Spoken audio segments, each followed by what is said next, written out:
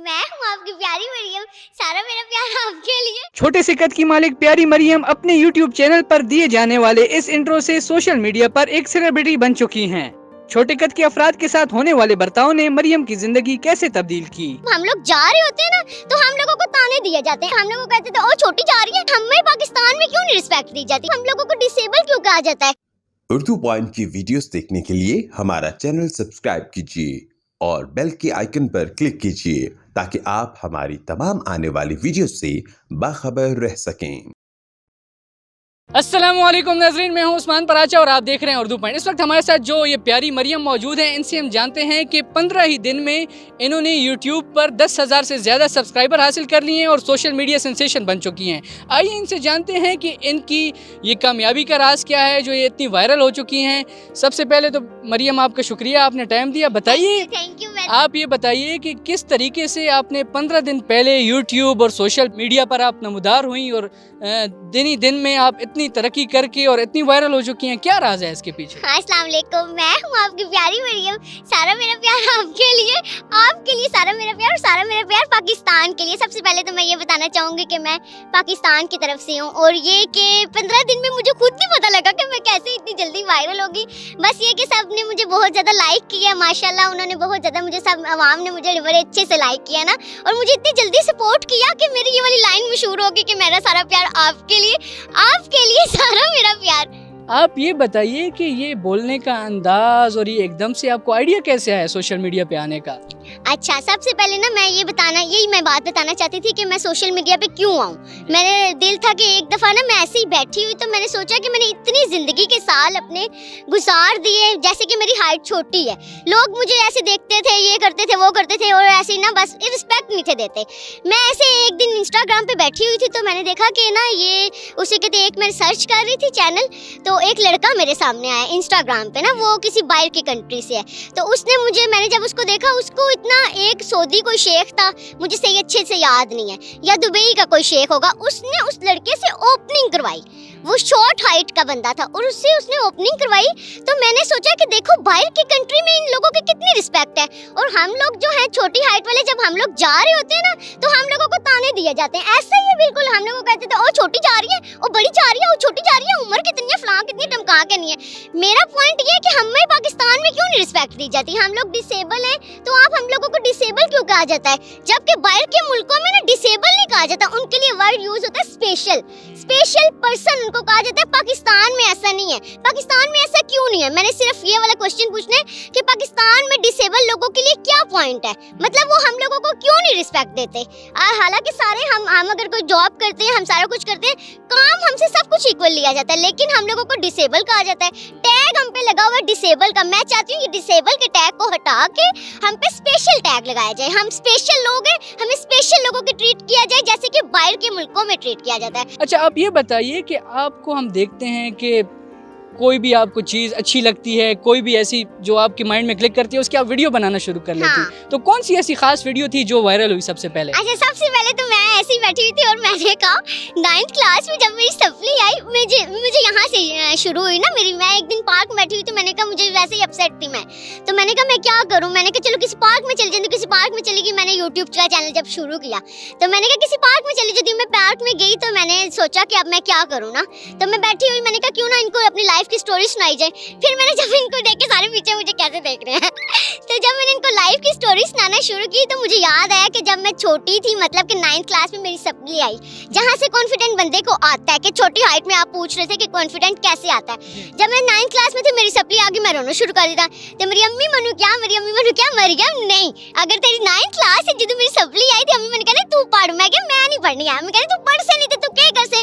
वाकई आज अम्मी की मुझे बात याद आती है यही वाली कि तू पढ़ से नहीं तो क्या कर से। अगर मैं उस टाइम ना पढ़ती तो फिर मैं क्या बनती? मतलब कि मैंने भी तो लोगों के हाथों की तरफ देखना था, मेरी जॉब नहीं थी होनी, मेरा कुछ भी नहीं था होना, इसलिए पढ़ना बहुत जरूरी है। अच्छा, स्टडी के दौरान आपको क्या क्या मुश्किलात पेश आई क्लास फेलोज के साथ, या आप जब पढ़ रही थी?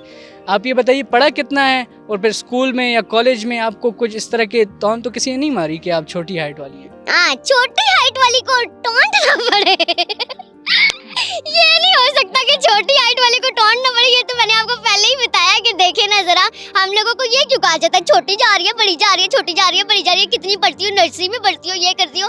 बड़ा कुछ मैंने फेस किया, बड़ा कुछ मैंने फेस किया। हर किसी के मुश्किलात होती हैं ज़िंदगी में, नॉर्मल पर्सन तो एक फेस करता ही करता है, लेकिन जितना कुछ मैंने फेस किया इतना मैं कभी कभी रोने भी लग जाती थी। मैं कहती थी कि या अल्लाह मैं किस तरह करूँगी, मैं इतनी दुनिया में मैं क्यों पैदा हुई। कभी कभी तो मैं यही सोचती थी कि मैं इस दुनिया में या अल्लाह क्यों पैदा हो गई हूँ। फिर मैंने कहा कि नहीं, अगर पहले सोचती रहूँगी दुनिया में जीना बहुत मुश्किल है। फिर मैंने सोचा कि नहीं, मुझे खुद ही अपने लिए स्टैंड लेना पड़ेगा। अब देखिए मैंने खुद ही अपने लिए स्टैंड लिया। अब मैं जहाँ पे जाती हूँ ना, माशाल्लाह अभी मैंने यूट्यूब का चैनल बनाया, टिकटॉक पे आपको पता है मेरे 4 मिलियन हो गए, एकदम मेरे 4 मिलियन हो गए लाइक्स मेरे 4 मिलियन हो गए। और लोगों ने मुझे इतनी रिस्पेक्ट दी, लोग मुझे कहते हैं कि नहीं वाकई आप प्यारी मरियम है। मुझे अच्छा लगता है कि पाकिस्तान मुझे इतना सपोर्ट कर रहा है, लेकिन पाकिस्तान से ज़्यादा मुझे इतनी कुछ खास सपोर्ट नहीं आई। मुझे बाहर के लोग इतना ज़्यादा सपोर्ट कर रहे हैं। बाहर के लोग कहते हैं कि आप बहुत अच्छी हैं, आप बहुत कॉन्फिडेंट हैं। आप बताएं आप में कॉन्फिडेंस कैसे आया? कॉन्फिडेंस आने की कोई खास वजह नहीं है। कॉन्फिडेंस ये है कि आपको अगर कोई आप में डिसेबिलिटी है ना, जो कि हम पे अब टैग लग गया कि हम डिसेबल हैं, आपने उस चीज़ को ना कहना है कि वाकई मैं डिसेबल हूँ, तो मैंने दुनिया को फेस करना है। अगर आप लोग डरते रहेंगे आए अल्लाह मैं क्या करा, आए अल्लाह मैं क्या करा, अगर यही कुछ कहने ना सोते फिर तो उधर ही रह गए हो। तो सानू चाहिए कि दूसरा ऐसा कुछ फील ना अच्छा मरियम, आप ये बताइए कि आप 15 दिन में ही 4 मिलियन आपने टिकटॉक पर लाइक्स ले ली, इसी तरह 10,000 सब्सक्राइबर यूट्यूब पर भी हो गए, तो इससे कुछ अर्निंग भी आई आपको? कोई नहीं, कोई अर्निंग नहीं आई? पहला सवाल जड़ा होना मैंने, पैसे कितने ले आ रही हैं, पैसे कितने ले आ रही हैं, पैसे कितने ले आ रही हैं? कुछ खास कोई पैसे कोई नहीं ले रही, जरा से भी कुछ खास पैसे। तो प्यारी मरियम से यूट्यूब वालों ने रब्ता नहीं किया? यूट्यूब वालों ने कोई रब्ता नहीं, मैंने किसी से किया, 10,000 फॉलो दे दिया पूरी। वहाँ मैं ही कुछ सोच रही है कि मैंने बड़े ज्यादा पैसे मिल रहे हैं, बड़े आए पता नहीं मिलियन हो गए, तो पता नहीं कितने ज्यादा पैसे मिल रहे। कोई पैसा खास कुछ पैसा नहीं आया। 4 मिलियन लाइक हो गए और इस तरह सारा कुछ हो गया, लेकिन मेरा उल्टा खर्चा ही हो रहा है। नेट का पैकेज कराओ, फलां कराओ, टमका कराओ, कुछ खास फायदा मैंने कोई। एडिटिंग आप खुद ही करती हैं? हाँ, एडिटिंग मैं खुद ही करती हूँ, जो कुछ मुझे आ जाती है एडिटिंग कर लेती हूँ, लेकिन मेरे पास चीजें भी तो नहीं है ना। मतलब कि आप देखें मेरा व्लॉग क्यों नहीं इतना हिट जा रहा। व्यूज आते हैं, ये नहीं कि व्यूज नहीं आते, व्यूज आते हैं, लेकिन जितना कुछ मैं एडिटिंग कर सकती हूँ, कैमरा मेरे पास है नहीं। ये ना ये छोटा सा मोबाइल एक मैंने रखा हुआ है, इससे बस जो कुछ बन जाए तो वही कुछ बन जाता है। मतलब कि बस मेरे पास ना कैमरा अच्छा है, ना मेरे पास माइक है, ना मेरे पास उसे कहते हैं ये स्टिक जो होती है कैमरे वाली, ये भी नहीं है, कोई चीज़ नहीं है मेरे पास। मुझे अगर सपोर्ट अगर करनी है किसी ने, तो मेरे पास चीज़ें ही नहीं है। अगर मेरे पास चीज़ें हो तो मैं बहुत ज़्यादा आगे चली जा सकती हूँ। आप ये बताइए, इसके अलावा फैमिली की तरफ से जब आपने ये यूट्यूब शुरू किया तो कितना सपोर्ट मिला? आए फैमिली वाली थे, पहले तो सा गल मेरे दुखती रख से तो सब मेरे हाथ रख देता खानदान। पहले जब मेरी वीडियो वायरल हुई थी ना, वीडियो मेरी यही वायरल हुई थी, पहले तो मैंने बड़ी मुश्किल से अब्बू को मैंने राजी किया।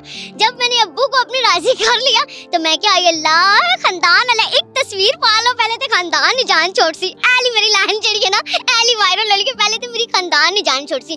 फिर मैंने खानदान को फेस किया, खानदान हाई अल्लाह मरियम आएगी टिकटॉक पे, आई अल्लाह मरियम वीडियो आएगी, आई अल्लाह मरियम ए होएगी, आई अल्लाह मरियम ए होएगा। मैं क्या अच्छा आएगी तो आएगी, उनके हो सकना। मैं अपने फ्यूचर के लिए मैं करूंगी इंशाल्लाह, इंशाल्लाह इतनी फेमस हो जाऊंगी, फिर यही मेरा खानदान मुझे कहेगा अस्सलाम वालेकुम मरियम, क्या हाल है, तुम प्यारी मरियम हो? मैं कहूंगी हाँ जी मैं प्यारी मरियम हूँ। अच्छा, आप ये बताइए, आपका जो ये स्माइलिंग फेस है, ऐसी से ही आप आगे भी तरक्की करेंगी और भी आप हिट होंगी। आप ये बताइए कि जब आप वायरल हो गई, आपके व्यूज़ भी अच्छे आ गए, तो मीडिया की तरफ से कोई राब्ते भी हो गए आपसे इंटरव्यूज़ के लिए?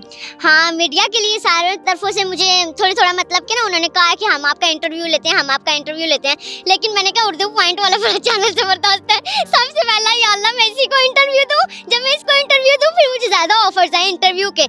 वैसे मैं यही कहना चाहती हूँ, मैं व्लॉग बनाती हूँ ना, व्लॉगिंग मैं करती हूँ। मुझे ऐसे ही आइडिया आया कि सारों की पिक्चर्स लिया करूँ, वीडियो बनाया करूँ, ताकि मुझे आइडिया नहीं था कि मैं इतनी जल्दी फेमस हो जाऊंगी। मैं कहती हूँ कि बस मैं व्लॉगर अच्छी बन जाऊँ, तो इतनी अच्छी व्लॉगर बन जाऊँ, इतनी अच्छी व्लॉगर बन जाऊँ कि निदा यासिर मुझे शो में पहुंचा दे। अच्छा, ये आपकी ख्वाहिश है? हाँ, मेरी ये ख्वाहिश है कि मुझे जो निदा यासिर है ना, वो टीवी में बुलाए, ARY डिजिटल पे मैं आऊँ और निदा यासिर मुझे अपने शो में, ये उसका कि अल्लाह मेरा ये वाला पैगाम निदा यासिर तक पहुँचा दे कि मुझे टीवी में वो बुला ले। आखिर में आप क्या मैसेज देना चाहेंगी जो पाकिस्तानी अवाम है उनके लिए, जो आपके सपोर्टर्स हैं, और डिसेबल पर्सन के लिए आगे आप क्या करना चाहेंगे?